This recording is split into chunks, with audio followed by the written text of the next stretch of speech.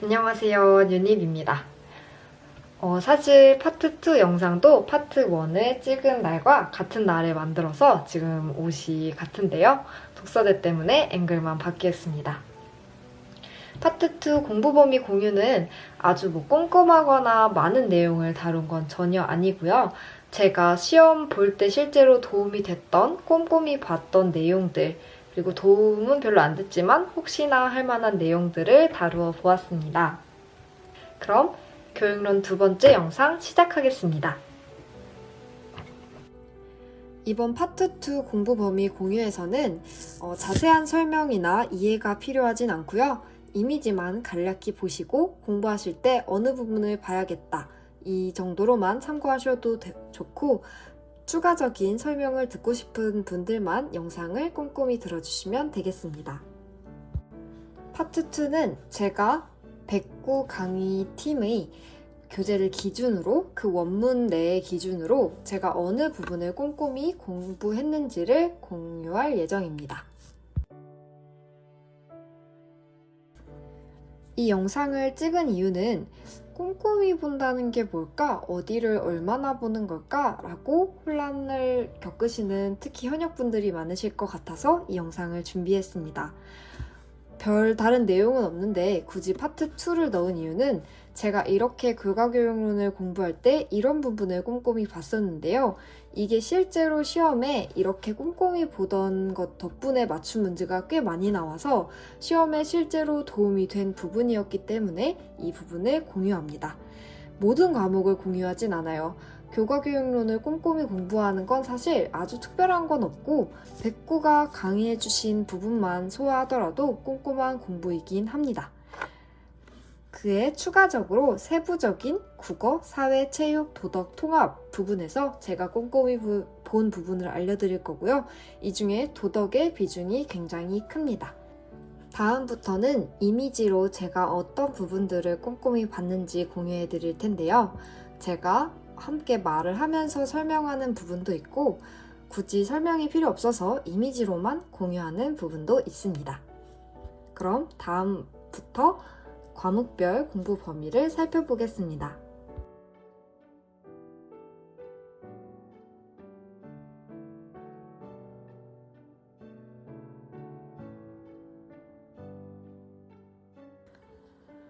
통합은 다른 교과교육론 공부를 하다 보면 굉장히 뒤로 밀리기 쉬운 과목인데요. 그래도 적은 범위에 비해 배점이 있으니 꼼꼼히 공부하시면 고득점에 도움이 될 겁니다. 저도 통합지도서 총론을 굉장히 꼼꼼히 공부한 덕에 이번 시험에서 맞출 수 있었던 문제가 꽤 있었어요. 특히 모형 단계별 세부 내용과 기능별 세부 내용을 이해하고 암기해서 맞출 수 있었던 문제가 있습니다. 통합지도서 총론도 꼭 다른 교과교육론과 함께 꼼꼼히 공부해주세요. 체육교육론도 제가 꼼꼼히 공부한 덕에 맞출 수 있었던 문제가 있는 효자 과목이었습니다. 출판사 지도서 총론에서 이번에 문제가 나와서 백구팀에서 교재를 업데이트 하셨을 수도 있지만, 만약 작년 교재를 사용하여 공부하시는 분들이 있다면 아래와 같은 방법으로 공부하시면 좋겠습니다. 지도서 총론은 다양한 예시를 굉장히 잘 설명해 주어서 이해가 안 됐던 개념이 이해가 잘 되는 경우가 있으니 잘 활용해 보시면 도움이 될 거예요.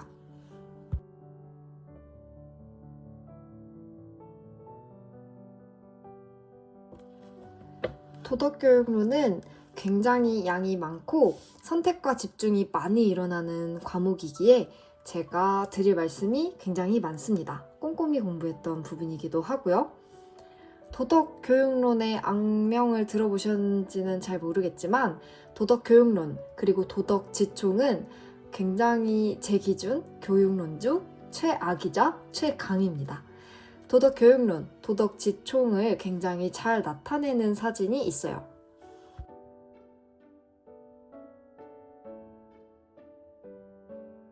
정확히 표현하면 도덕교육론보다는 도덕지총이 맞는 표현이겠지만 같이 묶어서 표현하면 앞에 그림과 같은 느낌입니다. 공부할 때.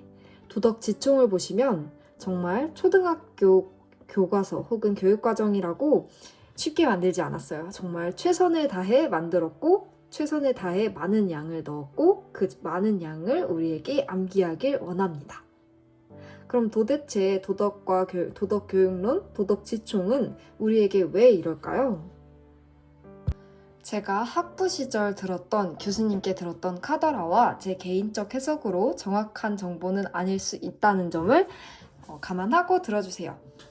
도덕과는 예를 들어 교육과정을 개편하고자 할 때 국어, 수학, 영어 같은 주지 교과들보다는 아무래도 그 중요성을 어필해야 할 필요성이 좀 큽니다. 우리 도덕과 이렇게 중요하고 아이들을 성장시킬 수 있는 과목이에요. 실수 줄이지 마세요. 하는 그런 과목인 거죠. 제가 듣기로 그런 어떤 상황이 있다고 들었어요. 그런 상황에 있는 교과이다 보니까 우리 도덕교과가 이렇게 많은 전통 있는 이론을 가지고 만들었고 이렇게 아이들을 성장시킬 수 있고 또 우리가 이렇게 정말 다 계획해서 의도해서 교과서도 아주 잘 구성했어 라고 보여주고 싶어 합니다. 도덕과 지총에서는 제가 느끼기에도 도덕과 지총에서 정말 많은 걸 보여주고 싶어 하는 느낌을 받아요.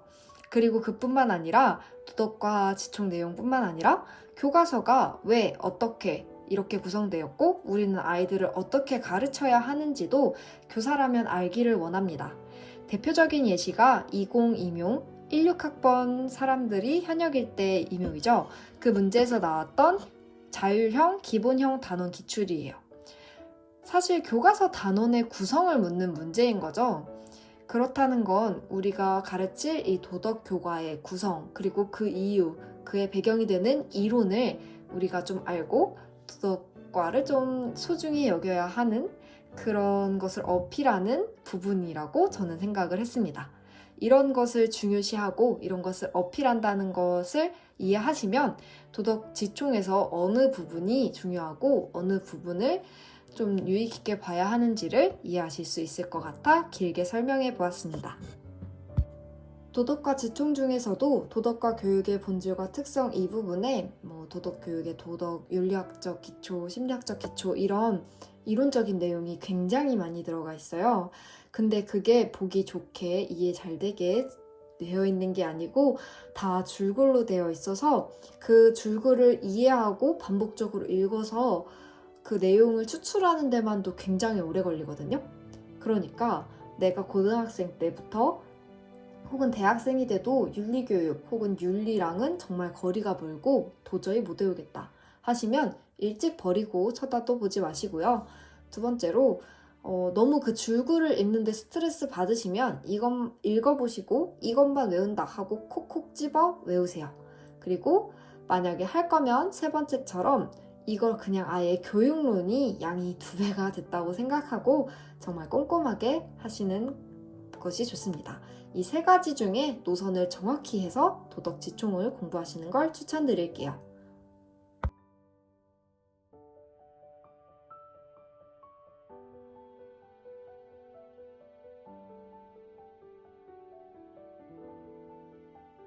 바로 제가 본 이번 임용에서 소인이라는 개념을 묻는 문제가 출제됐죠. 당연히 동양윤리 부분은 특히 단어와 그 단어의 뜻을 꼼꼼히 외우셔야 합니다. 공부를 하시다 여유가 되면 단어를 쪼개서도 외워보세요. 왜냐하면 예를 들어 지총에 수기치인이라는 단어가 있는데요. 수기치인이 답인 문제가 나올 수도 있지만 수기가 답인 문제가 나올 수도 있고 치인이 답인 문제가 나올 수도 있습니다.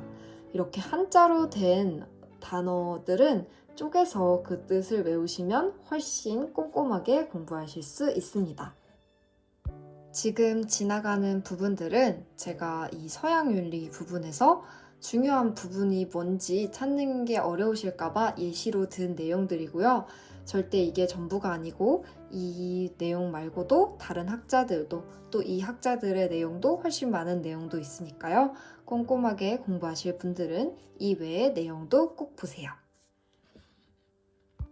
도덕과 학습의 지도 기본 원리가 13가지다 보니 명칭만 외우고 넘어가시는 분들도 많은데 그 밑에 내용을 읽어보면 굉장히 중요해 보이는 내용들이 많아요.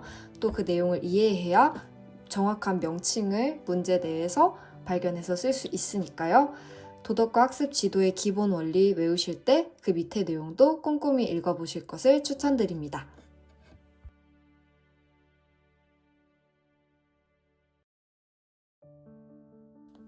이게 가장 놓치기 쉬운 부분인데요. 도덕 지총 뒷부분에 있다 보니까 분명히 구자경 선생님께서도 집어주실 텐데 지나가는 분들이 많아요.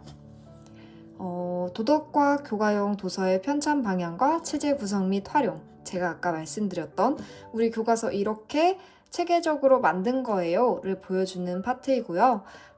단원 전개 방식, 기본형과 자율형의 조화, 작년 기출문제고, 제가 보기에 내용에 해당하는 내용도 굉장히 중요합니다.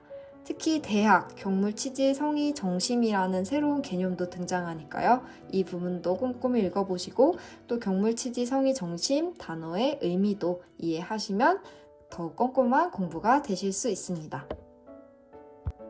공부 범위 공유라는 내용에 비해 약간은 초라한 내용 같기는 하지만 그래도 꼼꼼히 공부하시는데 도움이 되셨으면 좋겠습니다.